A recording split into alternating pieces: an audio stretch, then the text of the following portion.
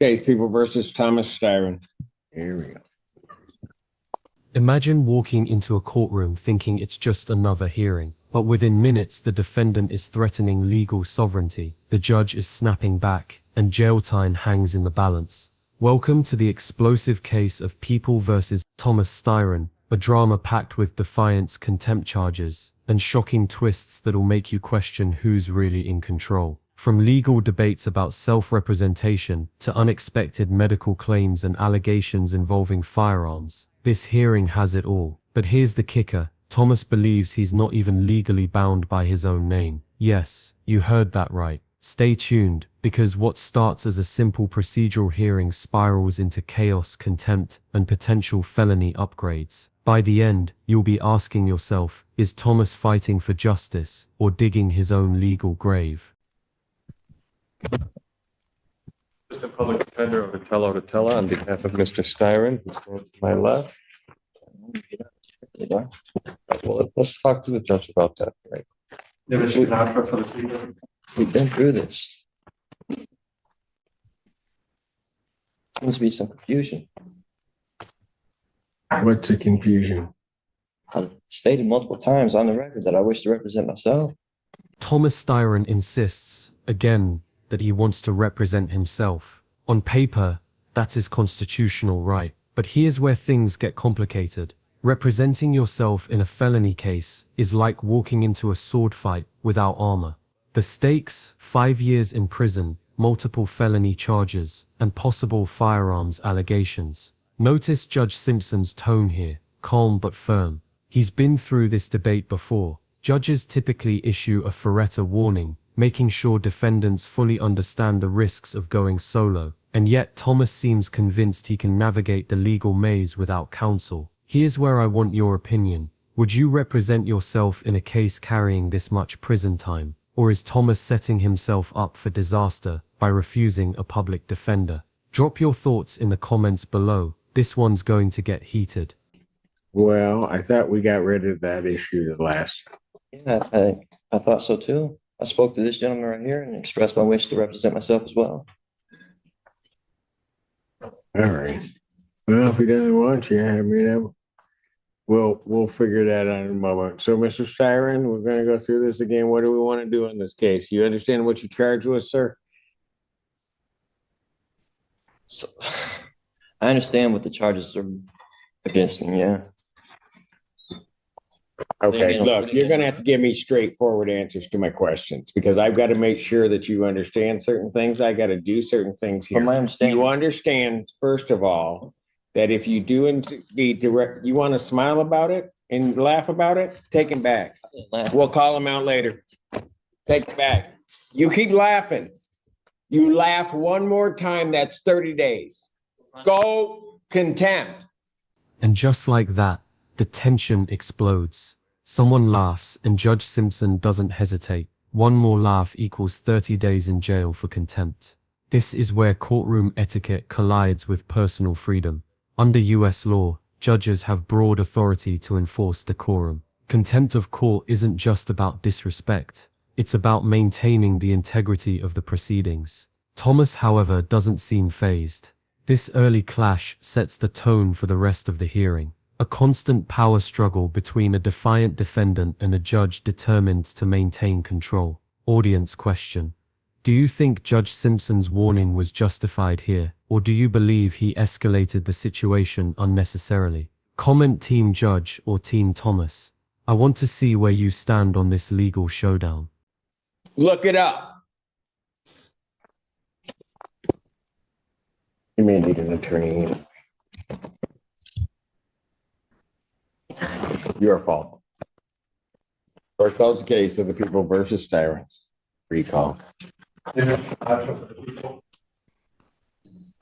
You're compelling me to identify as Thomas York Styron, the legal entity on this case. I believe that you are. Do you understand the nature of the charge, sir? I don't understand how the name you have on the case and who I am is two different people. Here's where things get really wild. Thomas claims the court is mixing up his legal identity with his sovereign self. Classic sovereign citizen rhetoric. This isn't just legal confusion, it's a direct challenge to the court's jurisdiction. Judge Simpson knows exactly what's happening here. By refusing to acknowledge his legal name, Thomas is trying to sidestep the charges entirely. But courts rarely entertain these arguments. They usually backfire hard. This raises a bigger question for you. Should defendants have the right to challenge the very foundation of legal jurisdiction, or is this just wasting taxpayer dollars and courtroom time? Either way, you can feel the courtroom's energy shift here. Everyone realizes this isn't going to be a straightforward hearing. Defendant, as he was leaving the courtroom the last time, the court did find the defendant in contempt, sentenced him to 30 days. The defendant will serve that sentence. The court will sign the judgment of sentence regarding the contempt.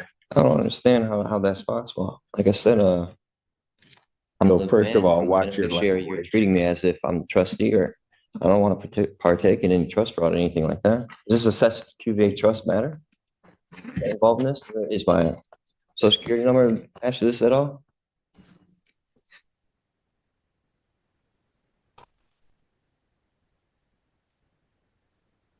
Go figure. Mr. Styron, or whoever you wish to be addressed as, I'd suggest that you watch yourself because there's going to be more time coming. You keep it up. Boom. That's Judge Simpson laying down the law. After Thomas questions whether this case involves trust fraud and throws out claims about social security and legal trusteeship, the judge warns him plainly, keep it up, and your sentence will get worse. From a legal perspective, this is significant. Judges rarely issue verbal warnings unless they're preparing to enforce harsher penalties. If Thomas keeps pushing, he risks compounding his problems, and with multiple felony counts already looming, that's dangerous territory. Here's a thought. Is Thomas genuinely confused about legal terminology? Or is this a deliberate tactic to derail the hearing? Comment below. I'm curious how you interpret his behavior. This moment marks a turning point in the case, from procedural disagreements to personal conflict between the defendant and the bench. You're You will presuming that learn, you will jurisdiction learn is how the to conduct yourself appropriately in these proceedings in this courtroom and before me. Behind the scenes, detectives were piecing together a timeline so tight that even the smallest inconsistency could expose everything. And this moment, it was the first real slip. You will not in any manner whatsoever You're trying to disrespect compel me to be somebody I'm not. or this institution. You have no evidence It will to not prove that happen. I'm who you say I You am. will not talk to me in that fashion. In what fashion? I'm not the one being unethical. Very good. You'll serve the 30 days. We'll see.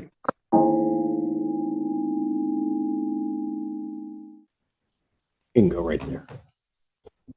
We're having it. Court does call the case of People State of Michigan versus Thomas Styron II. Good afternoon, Your Honor. I'm Philippines on behalf of the club. Sir, state your name, please. I'm George Styron, second. All right. This date time set for preliminary examination. Mr. Styron, you are here representing yourself. I would indicate to you that there are 3 charges on the complaint in this case. The first charge is that of fleeing a police officer under the Motor Vehicle Code in the 3rd degree. That is a felony punishable by up to 5 years and a $1,000 fine plus court costs.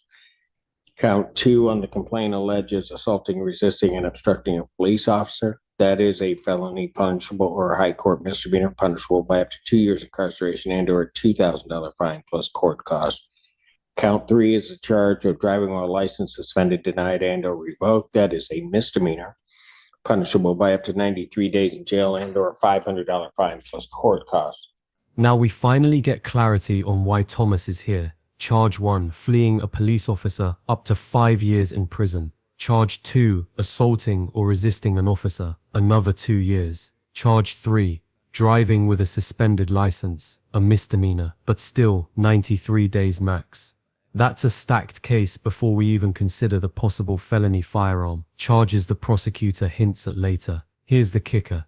Thomas wants to represent himself while facing this legal minefield. And unlike TV dramas, Judges won't hold your hand. If you represent yourself, you're bound by the same rules of evidence and procedure as licensed attorneys. Do you think Thomas truly understands the risks, or is this the courtroom equivalent of playing poker with your life on the line?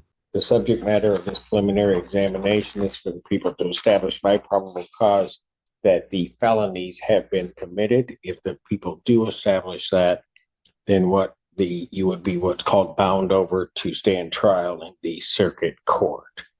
You are here appearing without counsel. I would advise you that if you wish to represent or be represented by counsel, you can let the court know, and the court would make sure that counsel would be available to you in this proceeding.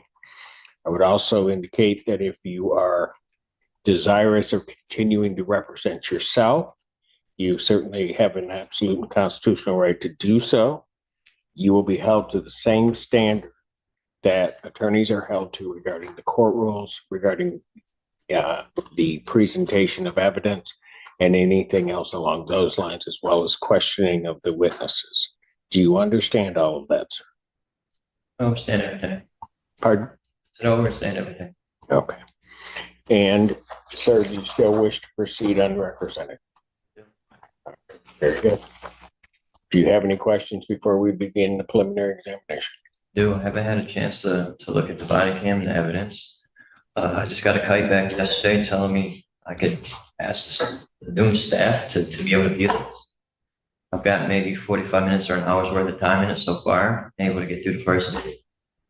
45 minutes, an hour into what? I think there's 16 videos on the thumb drive, and I think Officer Hooks is an hour and 15 minutes long in itself. So what I'm saying is I've had insufficient time and evidence to even review it, to be able to articulate it. Ms. Hughes. Your Honor, I understand that the APA that was present before me had intended to admit at some of the body camera. I will not be using any of it today. I'll be proceeding with just Sergeant Howe's testimony. Right. I guess and I understand that, Ms. Hughes, and I guess the only question would be if whether or not something contained on the body cam might lead to evidence that the defendant either would want to present or lead to evidence that the defendant may wish to question the deputy on. And I'm going to have no way of knowing that.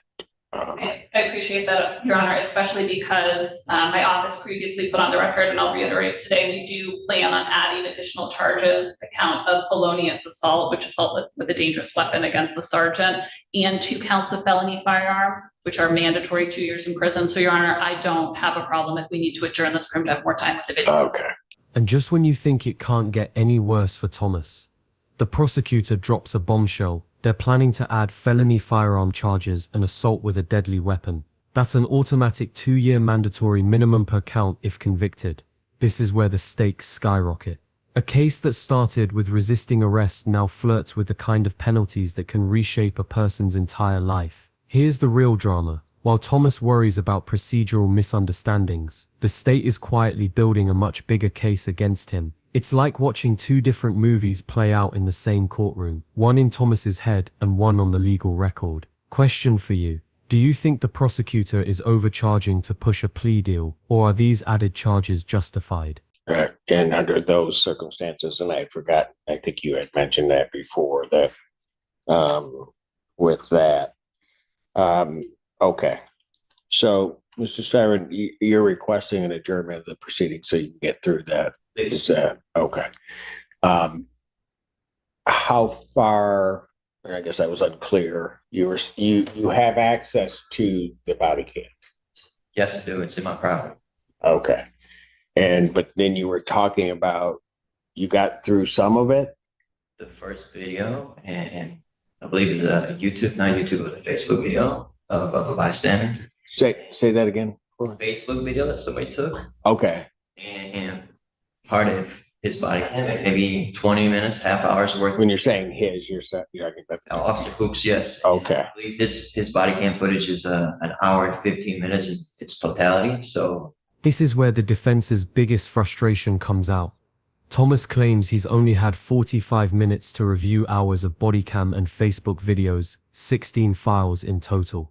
He argues he can't prepare his defense without full access. Here's the legal angle. Under the Sixth Amendment, defendants have the right to review all discovery, evidence the prosecution intends to use. If he hasn't seen it, it raises serious fairness issues. But the prosecutor pushes back, saying today's hearing won't use body cam evidence anyway. Viewers, I want your thoughts. Should the court pause everything until Thomas reviews every second of footage, or is this just another stalling tactic? Either way, this tension sets up one of the most crucial battles of the day, evidence access versus trial speed, and it could shape the entire case moving forward.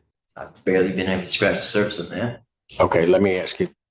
Go ahead. Were you gonna say something else on that? And like I said, I believe there's 15 or 16 videos in there total. Maybe more, and that's just what I was able to see. Okay, so let me ask you this. How are you arranging to view that video? So originally I was kiting everybody I could. I was correctional services, the sergeant, that sergeant. Finally, while down in correctional services, I was able to speak with Sergeant Flint. Okay. And he was able to arrange this first meeting. And like I said, I got a kite back from him yesterday telling me just to bother the noon staff, and they'll arrange it during the noon shift. So Gotcha. prior to yesterday, I was still asking. I guess I was just asking the wrong shift. I was asking later in the day, that's for certain. And I really was never able to get anything else arranged as far as being able to go and view it. Okay, so you were trying to do it one way, that wasn't happening. You finally got to Flint, and he indicated to you that it's the noon staff you're supposed to bother to Yeah. try that. Okay, Flint's definitely provided direction in regards to how I can go about getting this. all right. Okay, so we'll need to then adjourn that.